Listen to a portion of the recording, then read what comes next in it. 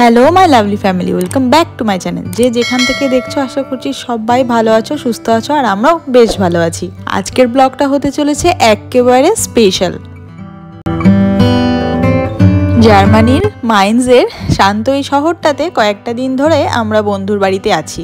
এই কয়েকটা দিন জমিয়ে সবাই বন্ধু বান্ধবরা মিলে আড্ডা দেওয়া হয়েছে। আজকে সকালটা বললাম যে একটু অন্যরকম, একটু যেন বেশি স্পেশাল। আমাদের সকলের বহু দিনের প্ল্যান আজকে সেটা বাস্তবায়িত হতে চলেছে।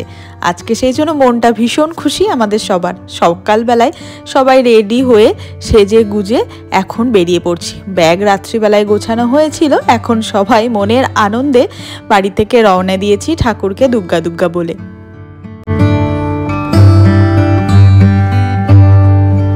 আমাদের সকলেরই ইমোশন বলা চলে, খুব স্বপ্নের একটা জায়গা সুইজারল্যান্ড। হ্যাঁ, এই সুইজারল্যান্ডেই যাওয়ার জন্য আমরা অনেক দিন ধরে প্ল্যান করেছিলাম বন্ধু বান্ধবরা মিলে, আর এখন সবাই মিলে সেই সুইজারল্যান্ডে যাওয়ারই ট্রিপ শুরু করছি। আমাদের সকলের হাসি হাসি মুখটা দেখে বোঝাই যাচ্ছে আমরা কতটা এক্সাইটেড। আজকের জার্নিটা একটু এক্সাইটেড আর একটু লম্বা হতে চলেছে। এখন আমরা যাচ্ছি মাইন্স স্টেশনে, ওখান থেকেই ট্রেন ধরবো।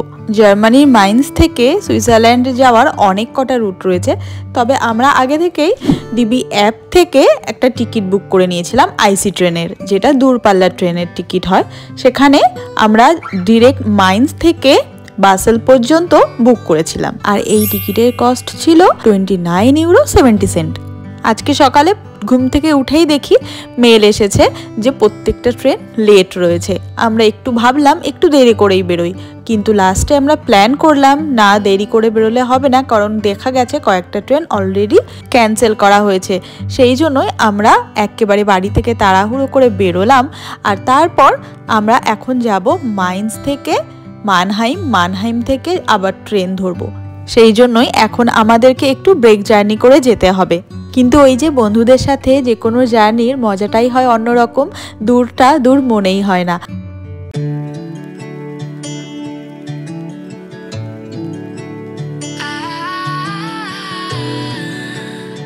আমরা এখন মাইন্স স্টেশনে চলে এসেছি।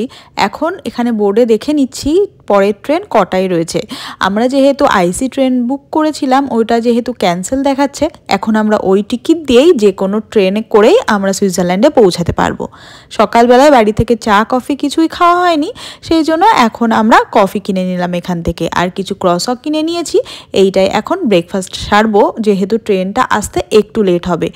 ইতিমধ্যেই দর্শনা, দেবদত্ত ওরাও এসে পৌঁছে গেছে। আমরা সবাই মিলে হই হই করতে করতে আমাদের সুইজারল্যান্ডের ট্রিপটা স্টার্ট করব।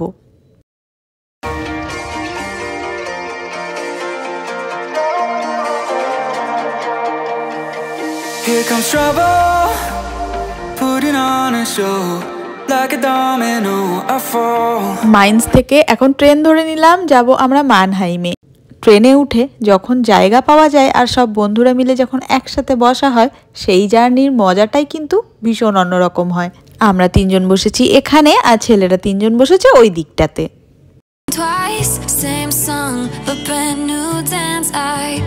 এই রুটটা ছোট হলেও বেশ সুন্দর। জালনার পাশে সবুজ ক্ষেত আর এই ছোট ছোট গ্রামগুলো, সাথে আজকের সকালের এই স্নিগ্ধতা এই জার্নিটা আরও যেন মোহময়ী করে তুলেছে। দূরের পাহাড় আর সোনালি মাঠ শেষ হতেই গল্পে গল্পে আমাদের এই মানহাইম পর্যন্ত জার্নিটা খুব তাড়াতাড়ি শেষ হয়ে গেল। মানহাইমে ট্রেনটা পৌঁছাতেই আমরাও নেমে পড়লাম ট্রেন থেকে। এখন আমরা এখানে অপেক্ষা করছি সুইজারল্যান্ডের উদ্দেশ্যে ট্রেনটাতে উঠবো বলে। এখান থেকে সোজা বাসেলের উদ্দেশ্যে আমরা ট্রেনে উঠবো, আর বাসেল মানেই ডিরেক্ট সুইজারল্যান্ড।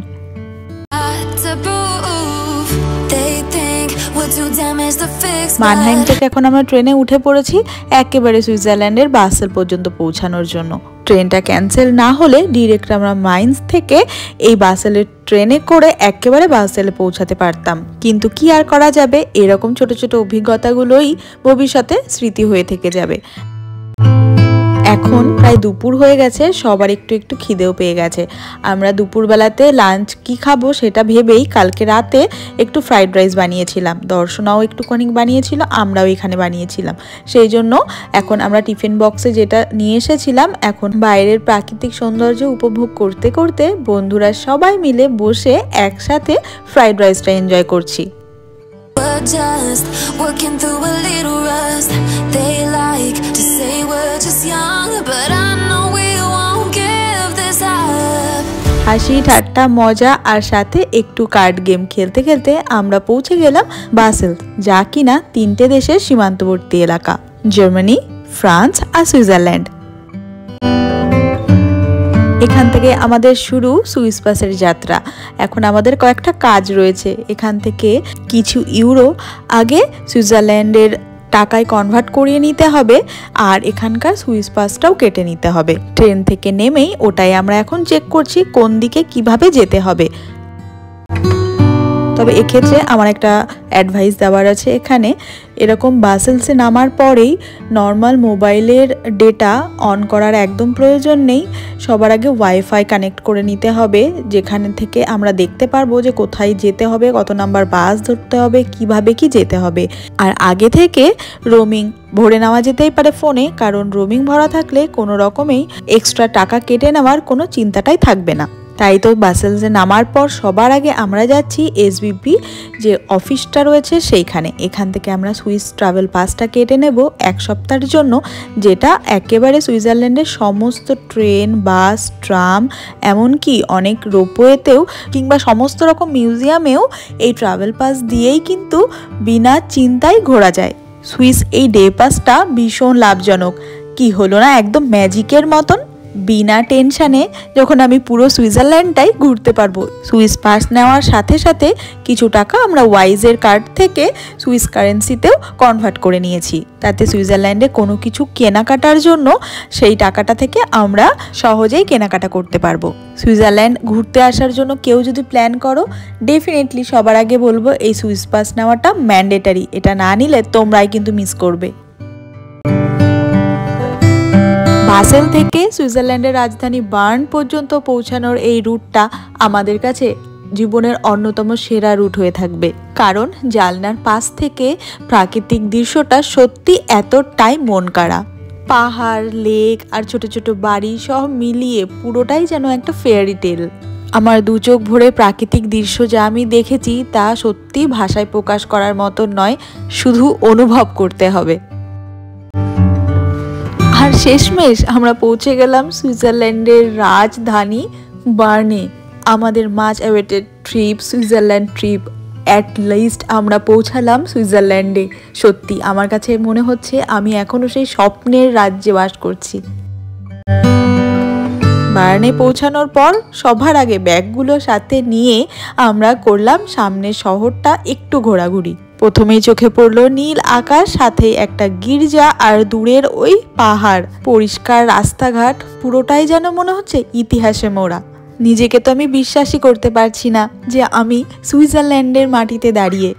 সেই ছোট্টবেলাকার আমার স্বপ্ন, বিয়ের পর প্রথম আমি অরূপকে বলেছিলাম আমাকে অ্যাটলিস্ট সুইজারল্যান্ড ঘুরিয়ে নিয়ে এসো, আর আজকে আমি সেই সুইজারল্যান্ডের মাটিতে দাঁড়িয়ে রয়েছি। আমি নিজেকেও ভাবতে পারছি না আমি কি আদৌ সুইজারল্যান্ডে এসেছি। কিছুক্ষণের জন্য আমি নিজেই অবাক হয়ে গেছিলাম এত সুন্দর সিনিক বিউটি দেখে। বার্নের সিটি সেন্টার থেকে আমরা বাস ধরলাম এখন আমরা হোটেলে পৌঁছানোর জন্য, কারণ সাথে রয়েছে অনেক কটা লাগেজ আর আমরাও ইতিমধ্যে অনেকটাই টায়ার্ড হয়ে গিয়েছি।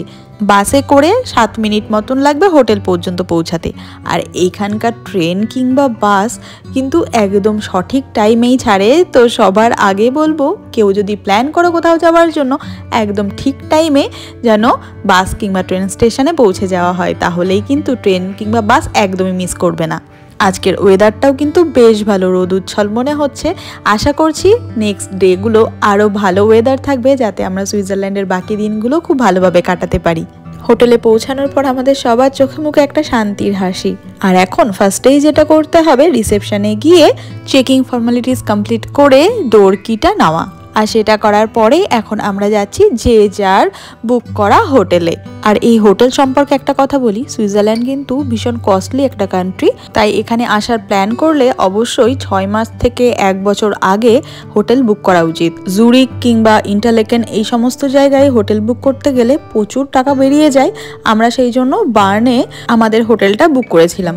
এটা ছিল আজকে জার্মানি মাইন্স থেকে সুইজারল্যান্ডের বার্ন পর্যন্ত আসার অভিজ্ঞতা তোমাদের সাথে শেয়ার করলাম। এই হোটেল কিংবা ট্রান্সপোর্টেশন সমস্ত রকম সুইজারল্যান্ডের ট্রাভেল গাইড নিয়ে তোমাদের জন্য হেল্পফুল ব্লগ আসতে চলেছে আমার এই চ্যানেলে।